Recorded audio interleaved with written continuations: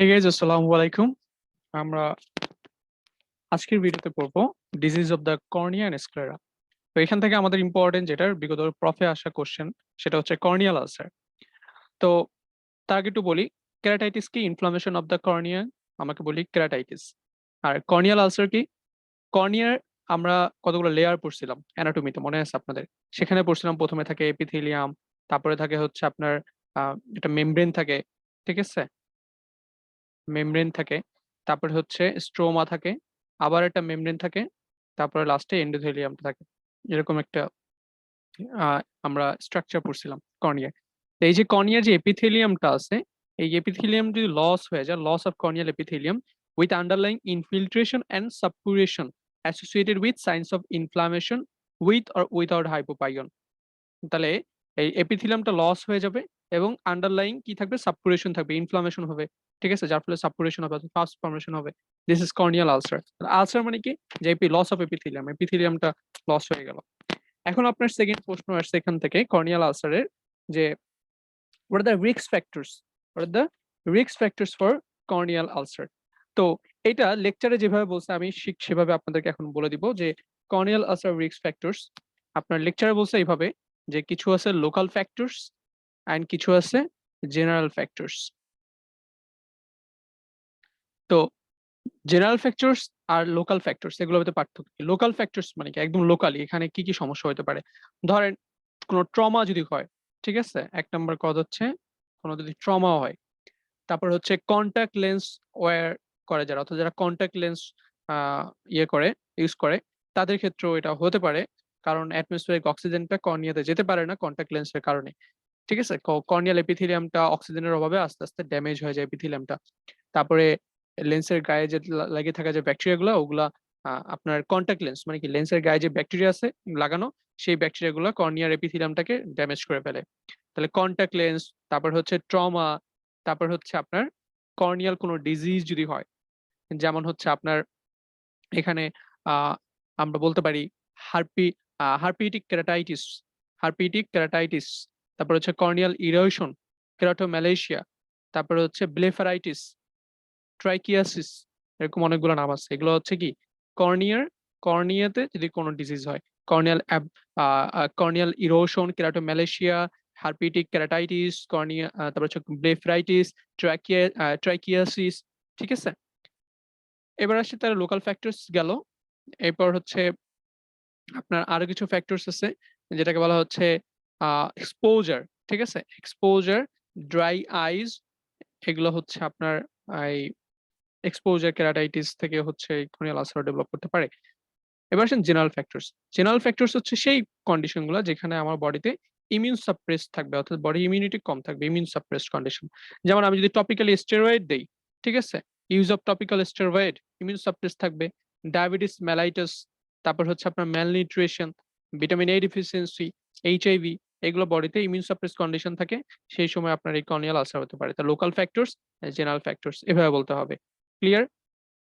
আচ্ছা, তাহলে risk factors of corneal ulcer পড়লাম। এবার আমরা নেক্সট কি পড়বো?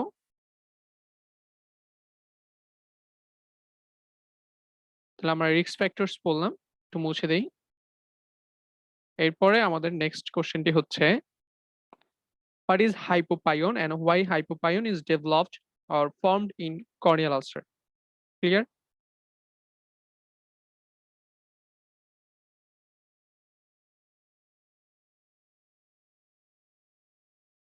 সো গাইস, হাইপোপাইন জিনিসটা কি? হাইপোপাইন, প্রথম কোশ্চেন আসছে কি, যে what is hypopyon? Hypopyon is the presence of pus in the anterior chamber of the eye is called hypopyon. অর্থাৎ আপনি এখানে দেখতেছেন, this is cornea, this is cornea, এই যে এটা হচ্ছে cornea, and this is iris, iris. So এই চেম্বারটা হচ্ছে interior chamber. So accumulation of pus in the interior chamber of the eye is called hypopyon. এখন এই accumulationটা কেন হবে সেটা দেখাবো। এই যে এখানে accumulation of the pus, তাহলে accumulationটা কেন হবে? এই যে accumulation হচ্ছে, ঠিক আছে? তো এখন এটাকে আমি বলতেছি যে কিভাবে ফর্মেশন হয়, সেটা হচ্ছে এই যে কর্নিয়া, কর্নিয়াতে যে আপনার আলসার হইলো সেখানে যে ব্যাকটেরিয়াল ইনফিল্ট্রেশন হইলো, ঠিক আছে? সেই ব্যাকটেরিয়াল ইনফিল্ট্রেশন থেকে টক্সিন লিবারেট হবে। এই টক্সিন গুলা আপনার এই যে আইরিস আছে, আইরিসকে ইনফ্লামেশন করে আইরাইটিস করবে। তাহলে এর ফলে কি হবে, যেখানে বিভিন্ন আপনার এই পলিমরফোনিউক্লিয়ার সেলস গুলা আপনার ব্লাড ভেসেলস থেকে বের হয়ে এসে এই যে এইটা আছে মানে ইন্টেরিয়র চেম্বার এখানে এসে জমা হবে, ঠিক আছে? এবং আস্তে আস্তে এগুলো একদম মোস্ট ডিপেন্ডেন্ট পার্টে এসে অ্যাকুমুলেট হবে। তাহলে এখানে কি হচ্ছে যে কর্নিয়া থেকে যে ব্যাকটেরিয়াল টক্সিন গুলো আছে এগুলো লিবারেট হয়ে যখন এই অ্যাকুয়াস চেম্বারের মধ্যে আসতেছে, এখানে এই টক্সিন গুলো হচ্ছে আইরিসকে ইনভলভ করে, তখন আইরাইটিস হয়, ঠিক আছে? তাহলে আইরাইটিস হলে tight junction between the cells of capillaries loosen. তাহলে আইরিসের যে ব্লাড সাপ্লাই সেখানে যে টাইট জাংশন আছে সেগুলা লুজেন হয়ে যায়, যার ফলে কি হয়ে যায়, লিকি হয়ে যায়, ক্যাপিলারি গুলা লিকি হয়ে যাওয়ার কারণে পলিমরফো নিউক্লিয়ার সেল গুলা এগুলা কি করে, এই লিকি ক্যাপিলারি দিয়ে বের হয়ে এসে এন্টেরিয়র চেম্বারে চলে আসে। তারপরে এসে এখানে polymorphonuclear cell infiltrate in the aqueous humour. তারপর সেখানে আস্তে আস্তে প্রোটিন অ্যাকুমুলেশন হয়, হয়ে হচ্ছে হাইপোপায়ন তৈরি করে। তাহলে হাইপোপায়ন হচ্ছে স্টেরাইল, এই কথা মনে রাখতে হবে। এখানে কোনো অর্গানিজম নাই কিন্তু। হাইপোপায়ন হয় কি দিয়ে? পলিমরফোনিউক্লিওসাইড এই লিকোসাইড গুলা দিয়ে হচ্ছে বাট এখানে কোনো অর্গানিজম থাকতেছে না। হাইপোপায়নটা হচ্ছে sterile. This is one important thing, ঠিক আছে? তাহলে আমরা কি বলতে পারি, ব্যাকটেরিয়াল এক্সোটক্সিন বের হয়ে আসে, এন্টেরিয়র চেম্বারে যায়, গিয়ে আইরিসকে ইনফ্লামেশন করবে, আইরাইটিস করবে, আইরাইটিস করলে ইনফ্লামেশন হবে, সেখান থেকে পরবর্তীতে এক্সুরেট বের হয়ে আসবে, অর্থাৎ পলিমরফোনিউক্লিওসাইড গুলো হচ্ছে বের হয়ে আসবে, এসে মোস্ট ডিপেন্ডেন্ট পার্টের দিকে এসে জমা হবে, ফর্মেশন অফ পাস হাইপোপায়ন। ক্লিয়ার? এরপরে আমাদের প্রশ্ন আসছে যে mention the principles of management of corneal ulcer. তো কর্নিয়াল আলসারের প্রিন্সিপালস অফ ম্যানেজমেন্ট, ঠিক আছে? Very very important. আমরা প্রথমে সাইন সিমটমস গুলো একটু দেখে নিই। সাইন সিমটমস এর মধ্যে যদি বলতে চাই,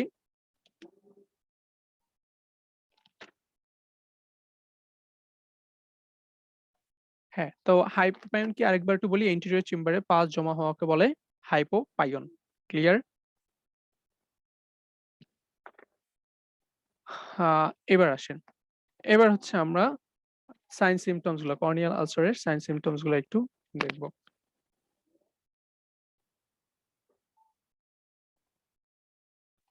সো গাইস, আপনারা একটু লক্ষ্য করবেন, এখানে খুব সুন্দর করে একটা ছবি আছে, এখান থেকে আমরা বলতে পারবো যে একটা কর্নিয়াল আলসারে আপনার কি কি ধরনের সিমটমস হবে। How will you diagnose a corneal ulcer? আপনার একটা পেইন থাকবে, অ্যাকিউট একটা পেইন থাকবে, ঠিক আছে? পেইন থাকবে এবং দেখেন এই যে রেডনেস আছে, পেইন থাকবে, রেডনেস থাকবে। তারপর হচ্ছে আপনার ভিজুয়াল অ্যাকিউটি কমে যাবে, অর্থাৎ তার আস্তে আস্তে ডিটেরিয়েশন অফ দ্য ভিশন হবে। তারপরে আপনারা দেখতেছেন এখানে আমরা কর্নিয়াতে এরকম হোয়াইট স্পট দেখতেছি, ঠিক আছে? হোয়াইট স্পট থাকবে, ফটোফোবিয়া থাকবে এবং প্রচুর পরিমাণে ওয়াটারিং ফ্রম দ্য আই, অর্থাৎ ল্যাক্রিমেশন হবে। ওয়াটারিং দুই প্রকার, একটা হচ্ছে কি ল্যাক্রিমেশন আর একটা হচ্ছে এপিফোর আমরা পড়ছিলাম। তাহলে কি কি হচ্ছে? Acute pain, redness, lacrimation, photophobia, visual acuity কমে যাবে, অর্থাৎ deterioration of the vision, white spot of the cornea, যে কর্নিয়াতে হোয়াইট স্পট দেখতেছি, ঠিক আছে? সায়েন্সের মধ্যে আমরা যখন এক্সামিনেশন করব তখন দেখবো যে হচ্ছে cloudy grey area surrounds the ulcer, ঠিক আছে? দেখেন যে ক্লাউডি এরিয়া, তাই না? একটা ক্লাউডি এরিয়া আলসারকে সারাউন্ড করে আছে। হোল কর্নিয়াটা দেখেন একদম হেজি হয়ে গেছে, হেজি। এবং হচ্ছে আপনার এখানে কনজাংটিভাল কনজেশন, এই যে দেখেন এই যে কনজাংটিভাল ভালভার কনজাংটিভা গুলো এখন কনজেশন হয়ে গেছে, সিলিয়ারি কনজেশন, কনজাংটিভাল কনজেশন, ঠিক আছে? এই যে এগুলো হচ্ছে সিলিয়ারি কনজেশন, তারপর হচ্ছে কনজাংটিভাল কনজেশন, এগুলো থাকবে। আর এখানে থাকবে হোয়াইট, এই যে কর্নিয়াতে হোয়াইট এরিয়া, এগুলো দেখলে আমি খুব ইজিলি বুঝতে পারবো যেটা হচ্ছে কর্নিয়াল আলসার, ঠিক আছে? এটাকে আমি যদি ইনভেস্টিগেশন করি, আমি আলসার কনফার্ম করব ফ্লুরোসেন্ট ডাই টেস্ট দিয়ে, ফ্লুরোসেন্ট ডাই টেস্ট দিয়ে আমি হচ্ছে আলসারকে কনফার্ম করব। এখন হচ্ছে আমার ট্রিটমেন্ট অফ কর্নিয়াল আলসার। তো কর্নিয়াল আলসার আমরা কিভাবে ট্রিটমেন্ট করব, আসেন। তো প্রথমে হচ্ছে আমাকে হসপিটালাইজেশন করতে হবে এবং অর্গানিজম আইডেন্টিফাই করতে হবে। কিভাবে আইডেন্টিফাই করব? আমরা অর্গানিজম আইডেন্টিফাই করব by microscopic examination, culture sensitivity করব। সেখানে গ্রাম স্টেইন যদি করি, gram stain positive or negative সেটাতে পারবো। ঠিক আছে, গ্রাম স্টেইন নট টেকেন, তাহলে হচ্ছে আমাদের পটাশিয়াম হাইড্রোক্সাইড, ঠিক আছে, পটাশিয়াম হাইড্রোক্সাইড দিয়ে হচ্ছে আমরা যে ফাঙ্গাল হাইপি ইনভেস্টিগেশন বলতেছি, potassium hydroxide preparation for fungus. ঠিক আছে, তাহলে আমরা কি করলাম, ইনভেস্টিগেশন করব ফ্লোরোসেন্ট ডাই টেস্ট আর হচ্ছে কর্নিয়াল স্ক্রাপিং নিয়ে গ্রাম স্টেইনিং করব, পটাশিয়াম হাইড্রোক্সাইড প্রিপারেশন করব ফর ফাঙ্গাস আর কালচার সেন্সিটিভিটি করব। এগুলো করে আমি অর্গানিজমকে আইডেন্টিফাই করব। তারপর আমার ট্রিটমেন্ট হবে কি, অ্যান্টিমাইক্রোবিয়াল এজেন্ট দিব, অর্থাৎ অ্যান্টিবায়োটিক দিব। তাহলে অ্যান্টিবায়োটিক আপনি এখানে কি দিবেন, আমরা কিছু টপিক্যাল দিব, কিছু সিস্টেমিক দিব। ঠিক আছে, তাহলে topical eye drops antibiotic topical, আমরা যেহেতু গ্রাম পজিটিভ এবং গ্রাম নেগেটিভ, এখানে দুই ধরনের অর্গানিজম দিয়ে ইনফেকশন হতে পারে, সো আমরা ciprofloxacin I drop, ciprofloxacin ointment at night. তাহলে টপিক্যাল অ্যান্টিবায়োটিক এখানে আমরা কি দিব, সিপ্রোফ্লক্সাসিন, এই কথাটা ইম্পর্টেন্ট মনে রাখেন, সিপ্রোফ্লক্সাসিন টপিক্যাল। সিস্টেমিকও আপনি কি দিতে পারেন, সেটাও সিপ্রোফ্লক্সাসিন দিবেন, Cipro systemic 750 mg BD for 7 days. তাহলে আজকে কথা আমরা অ্যান্টিবায়োটিক দিচ্ছি, কারণ ওই যে ব্যাকটেরিয়াল এক্সোটক্সিন তৈরি হচ্ছে, যার ফলে হাইপোপায়ন হচ্ছে। ঠিক আছে, তাহলে এখানে আমরা কি বললাম যে ব্যাকটেরিয়া দ্বারা যেন কর্নিয়াল এপিথেলিয়াম যে ইনজুরি হয় যেটা বলছিলাম, তাহলে এখানে ব্যাকটেরিয়া অ্যান্টিবায়োটিক দিতে হবে আমাকে, তাই না, টপিক্যাল এবং সিস্টেমিক। তারপরে হচ্ছে আমাকে এখানে আইটাকে রেস্টে রাখতে হবে। ঠিক আছে, আইটাকে আমাকে কি করতে হবে, রেস্টে রাখতে হবে, রেস্ট টু দ্য আইবল। এই জন্য আমরা দিব atropine 1% I drop, atropine sulphate, this is very very important. আমরা অ্যাট্রোপিন সালফেট দিব 1% I drop to rest the eyeball. তারপরে হচ্ছে আপনি এখানে হট ফার্মেন্টেশন দিতে পারেন, অ্যানালজেসিক্স উইথ অ্যান্টাসিডস, অর্থাৎ ব্যথা কমানোর জন্য, যেহেতু পেইন হচ্ছে প্রচুর পরিমাণে, তাই না। আর যদি আপনার গ্লুকোমা থাকে, আমাকে সেটা আইডেন্টিফাই করতে হবে, অর্থাৎ অ্যাড্রেস এনি কমপ্লিকেশন, কোনো কমপ্লিকেশন ডেভেলপ করছে কিনা, গ্লুকোমা ডেভেলপ করছে কিনা। যদি গ্লুকোমা ডেভেলপ করে, তাহলে আমাকে গ্লুকোমা ট্রিট করতে হবে অ্যাসিটাজোলামাইড দিয়ে, কার্বনিক অ্যানহাইড্রেস ইনহিবিটর অ্যাসিটাজোলামাইড, তাই না। আর যদি ড্যাক্রোসিস্টাইটিস থাকে, তাহলে আমাকে ড্যাক্রোসিস্টাইটিস ট্রিট করতে হবে। এগুলো হচ্ছে কি অ্যাড্রেস এনি কমপ্লিকেশন। এবার হচ্ছে মেডিকেল ট্রিটমেন্ট, এগুলো আপনার কিছু, সরি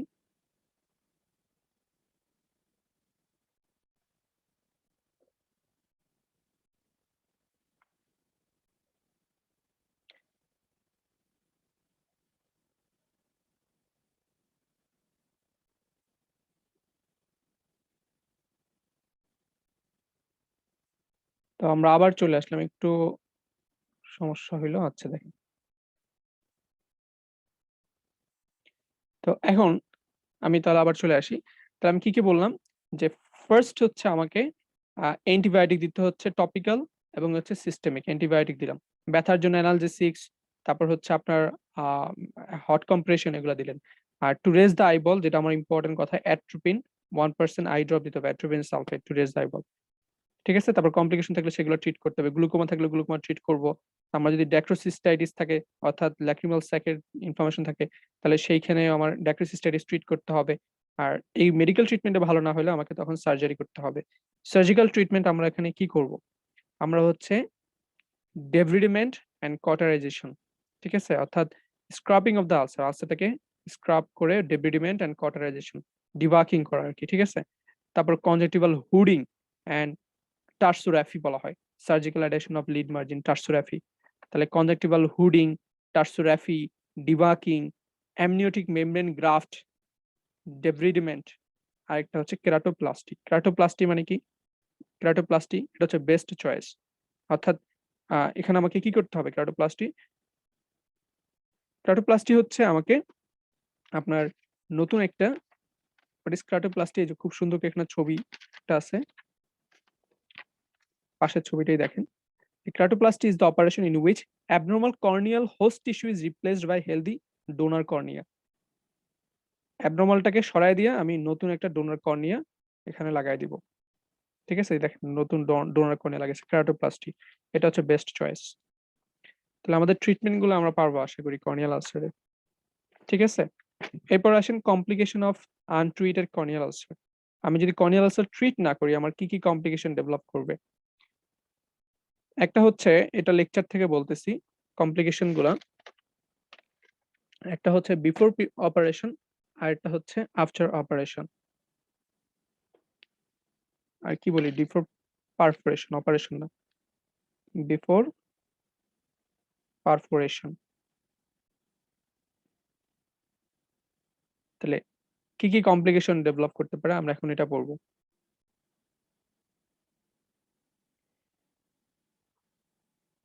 তাহলে কর্নিয়া পারফোরেশন হতে পারে, early perforation of the cornea. তারপরে সেখান থেকে হচ্ছে আপনার হাইপোপায়ন ডেভেলপ করতে পারে। আর হাইপোপায়ন মানে কি, ওই যে ইন্টেরিয়র চেম্বারে আপনার এক্সুডেট গুলো জমা হয়ে যায়, এটা অনেক বেশি জমা হলে তখন আবার গ্লুকোমা ডেভেলপ করে, সেকেন্ডারি গ্লুকোমা ডেভেলপ করে। ঠিক আছে।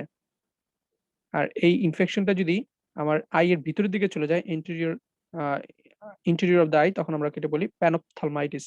পুরা আই জুড়ে তখন আমাদের ইনফেকশনটা হচ্ছে, প্যান মানে কি সম্পূর্ণ, অপথলমাইটিস। ঠিক আছে।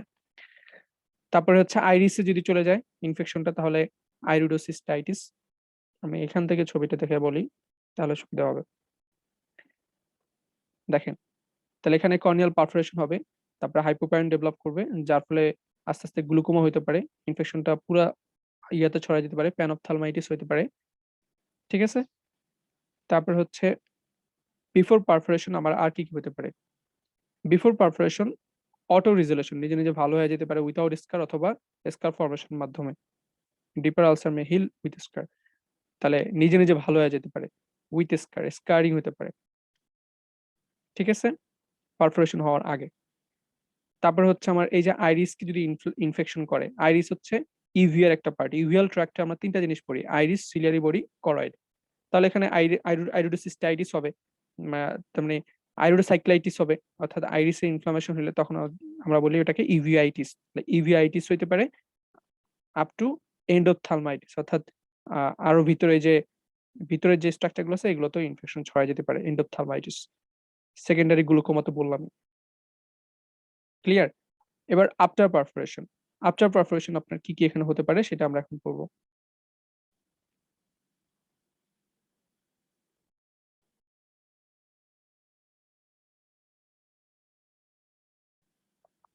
ওকে, আফটার পারফোরেশন,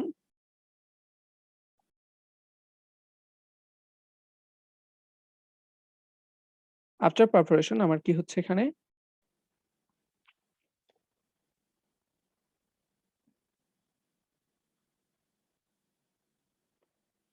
এই যে ধরেন এটা হচ্ছে আইরিস, এটাও আইরিস। তো আপনার এই যে আইরিস যেটা আছে, এই আইরিসটা কর্নিয়ার সাথে লেগে যেতে পারে, এটাকে আমরা বলি এন্টেরিয়র সাইনেকিয়া বা অ্যাডহারেন্ট লিউকোমা বলা হয়। অ্যাডহারেন্ট লিউকোমা বা এন্টেরিয়র সাইনেকিয়া মানে জোড়া লেগে যায়। ঠিক আছে। তাহলে এখানে কি হবে যে ইভিয়া মে সিল দ্য পারফোরেশন কজিং অ্যাডহারেন্ট লিউকোমা, অর্থাৎ এখানে যে পারফোরেশনটা তৈরি হলো, এটা আইরিস কি করলো, এটা এসে এটাকে সিল করে দিতে চাবে, যার ফলে এটা লেগে যাবে। তখন এটাকে বলি এন্টেরিয়র সাইনেকিয়া বা হচ্ছে অ্যাডহারেন্ট লিউকোমা। যদি এই আইরিসটা এটাকে মানে অ্যাডহারেন্ট না হয়, যদি লেগে না থাকে, তখন কি হবে যে আইরিসটা এই ছিদ্র দিয়ে বের হয়ে চলে আসবে বাইরে, তখন সেটাকে আমরা বলি প্রোল্যাপস। তাহলে আইরিস প্রোল্যাপস হতে পারে যদি লার্জ পারফোরেশন হয়, তখন কিন্তু এটা সিল করতে পারবে না। ঠিক আছে। তাহলে আমরা বললাম অ্যাডহারেন্ট লিকোমা, আমরা বললাম আইরিস প্রোল্যাপস। ঠিক আছে। এরপরে আর কি হতে পারে, এন্টেরিয়র স্টাফাইলোমা হতে পারে, অর্থাৎ পুরা আইরিসটা যদি বের হয়ে চলে আসে, তখন এটাকে বলা হয় এন্টেরিয়র স্টাফাইলোমা। স্টাফাইলোমা অর্থাৎ একদম দেখবেন পুরো আইরিসটা এরকম বের হয়ে চলে আসছে, প্রোল্যাপস হয়ে গেছে, total prolapse of the iris, it is called anterior staphyloma. তাহলে আমরা এই জিনিসগুলো কিন্তু খুব সুন্দর করে পড়ে বলতে পারতেছি। আর এটা হচ্ছে থিসিস ভালভি। থিসিস ভালভি কি, যে এই যে কর্নিয়াতে যে ছিদ্রটা তৈরি হইলো, এই ছিদ্র দিয়ে আপনি পুরো আইবলটা এইভাবে extrusion of the contents of the eyeball, যার ফলে কি হবে, এই গ্লোবটা আর সিনক্রিজ হবে, ছোট হয়ে আসবে, কন্টেন্টস অফ দ্য আইবলটা এখান দিয়ে পারফোরেশন দিয়ে বের হয়ে চলে আসবে, এটাকে বলা হয় থিসিস ভালভি। Thesis ভালভি clear. তারপর হচ্ছে আপনার কি হতে পারে, নেক্সট হতে পারে হচ্ছে dislocation of the lens or subluxation of the lens, dislocation of the lens, এখানে একটা ছিদ্র তৈরি হলো, লেন্সটা দিকে সরে চলে আসতে পারে, তো ডিসলোকেশন অফ দ্য লেন্স হতে পারে। তারপর হচ্ছে আপনার লেন্সে আমাদের আর কি হতে পারে, লেন্সে আমাদের ক্যাটারাক্ট হতে পারে, আমাদের যে লেন্সটা আছে লেন্সে ক্যাটারাক্ট হতে পারে। ক্লিয়ার? কারণ লেন্সটা আপনার এই যে পারফোরেশনের কর্নিয়াল আলসার হয়েছে এটার সাথে এসে লেগে গেলে তখন এখান থেকে লেন্সের ইন্টেরিয়র ক্যাপসুলে ক্যাটারাক্ট হতে পারে। আমরা কিন্তু complication of untreated corneal ulcer গুলো পড়ে ফেললাম। একটা হচ্ছে বিফোর পারফোরেশন আর একটা হচ্ছে আফটার পারফোরেশন। এখন আমাকে প্রশ্ন করতে পারেন যে পারফোরেশনটা কেন হয়? স্নেজিং, কাফিং, সাডেন এক্সারভেশন, যখন অনেক বেশি স্নেজিং কাফিং হবে, ইন্ট্রাঅকুলার প্রেসার বেড়ে যাবে। যেমন ধরেন এটা হচ্ছে কর্নিয়া, ইন্ট্রাঅকুলার প্রেসার যখন অনেক বেশি বেড়ে যাবে তখন এই যে আলসারটা হচ্ছে কি উইক এরিয়া, তাই না? তখন এই ইন্ট্রাঅকুলার প্রেসার বেড়ে যাওয়ার কারণে এই আলসারের উইক এরিয়াটা পারফোরেট হয়ে যাবে, ছিদ্র হয়ে যাবে। তখন অ্যাকুয়াস রিমোটটা এখান দিয়ে বের হয়ে চলে আসবে, এসকেপ করবে। ঠিক আছে? এবং যার ফলে একটা পানির মুভমেন্ট, মনে করেন এখান দিয়ে পানিগুলো বের হয়ে চলে আসতেছে, তাহলে কি হবে, এখানে পিছনে যে স্ট্রাকচার গুলো আছে আইরিস, লেন্স, এরা সবাই তখন সামনের দিকে আগে আসতে যাবে, যার ফলে সেই আলসারের সাথে লেগে যেতে পারে। বুঝতে পারছেন? তো আশা করি আমি খুব সুন্দর করে আপনাদেরকে কমপ্লিকেশন গুলো বুঝাতে পারছি। এটা কিন্তু পরীক্ষায় আসে কি কি কমপ্লিকেশন হবে। আচ্ছা, তারপরে হচ্ছে আমাদের next question, fungal corneal ulcer, যে clinical features of fungal corneal ulcer. Fungal corneal ulcer, আমার একটা ছবি দেখাই।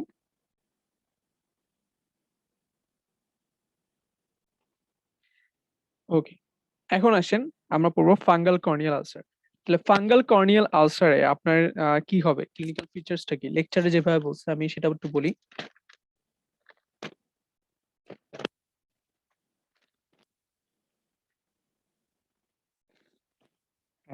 ফাঙ্গাল কর্নিয়াল আলসার এটা হচ্ছে কজ ফিলামেন্টাস অ্যাসপারজিলাস দিয়ে হয়। মোস্ট কমনলি কাদের হয়? ফার্মারদের ক্ষেত্রে হয়।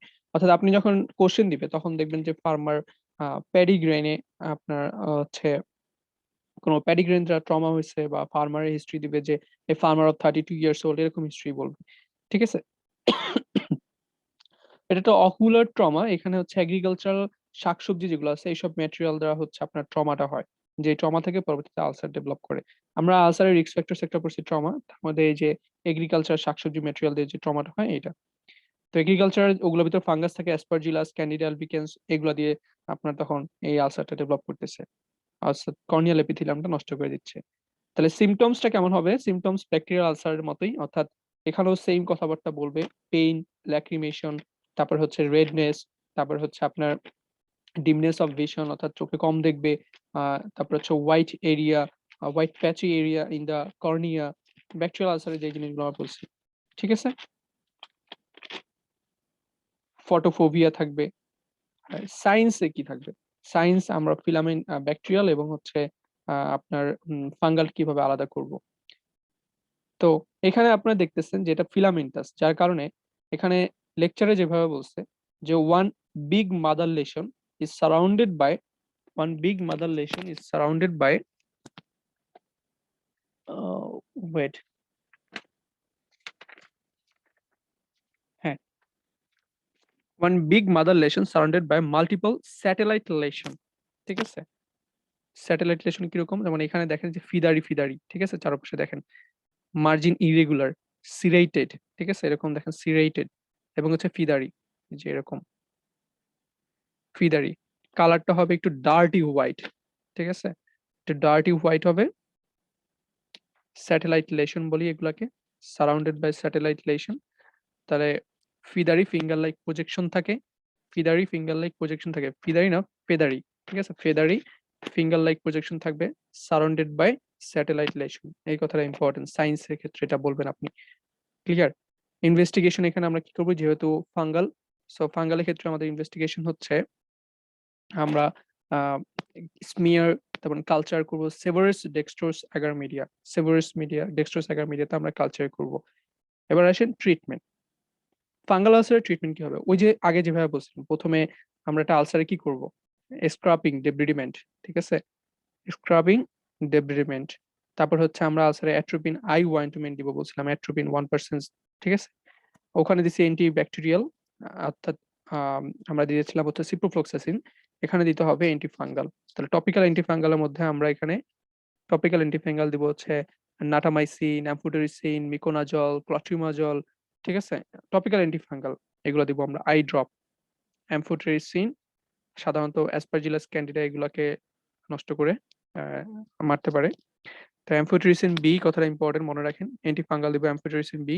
তারপর হচ্ছে আমরা মিকোনাজল দিতে পারি, আমরা বরিকোনাজল দিতে পারি আই ড্রপ হিসেবে। বরিকোনাজল বেশি ইফেক্টিভ অ্যাগেইনস্ট ইন অ্যাসপারজিলাস। আর সিস্টেমিক অ্যান্টিফাঙ্গাল দিব যদি কোনো রেসপন্ড না পাই। তারপর হচ্ছে তাহলে আমাদের টপিক্যাল অ্যান্টিফাঙ্গাল, সিস্টেমিক অ্যান্টিফাঙ্গাল। এবার হচ্ছে এইসব মেডিকেল ট্রিটমেন্টে যদি আমার ভালো না হয় সেক্ষেত্রে আমার কি করতে হবে, ওই যে আগের কথাবার্তা, ডেব্রাডিমেন্ট, কটারাইজেশন, দেন কেরাটোপ্লাস্টি, সব সেম আগেরটার মতোই, কিন্তু এখানে আমি কি করতেছি, এখানে আমি জাস্ট ওই যে ওখানে দিচ্ছি অ্যান্টিব্যাকটেরিয়াল, এখানে দিব হচ্ছে অ্যান্টিফাঙ্গাল, এখানে টপিক্যাল দিব, এখানে সিস্টেমিক দিব। A broad spectrum antibiotic should also be used as bacterial co-infection is common. তাহলে ব্যাকটেরিয়াল co-infection যেহেতু না হয় এই জন্য আমাদের ব্রড স্পেকট্রাম অ্যান্টিবায়োটিকও সাথে দিতে হবে, ঠিক আছে। আচ্ছা, তাহলে আমরা অ্যান্টিফাঙ্গাল দিলাম, আমাদের ট্রিটমেন্ট হয়ে গেল ফাঙ্গাল আলসারের।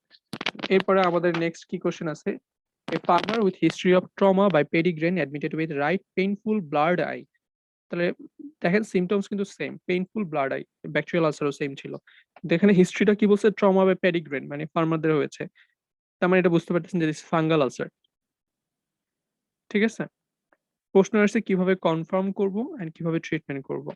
তাহলে how will you confirm your diagnosis, আমরা ফাঙ্গাল আলসার কনফার্ম করব কিভাবে, ওই যে কালচার করব সেবোরেজ ডেক্সট্রোস অ্যাগার মিডিয়া, ঠিক আছে।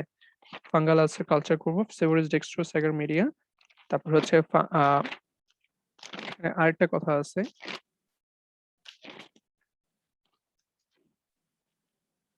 না ঠিক আছে এই তো। তারপরে নেক্সট কোশ্চেন কি, ট্রিট দ্য পেশেন্ট, ট্রিট তো বললামই, এখানে অ্যান্টিফাঙ্গাল দিতে হবে। তো guys, disease of the cornea এই পর্যন্তই শেষ করছি ভিডিওটি, ভালো থাকবেন সবাই, আল্লাহ হাফেজ।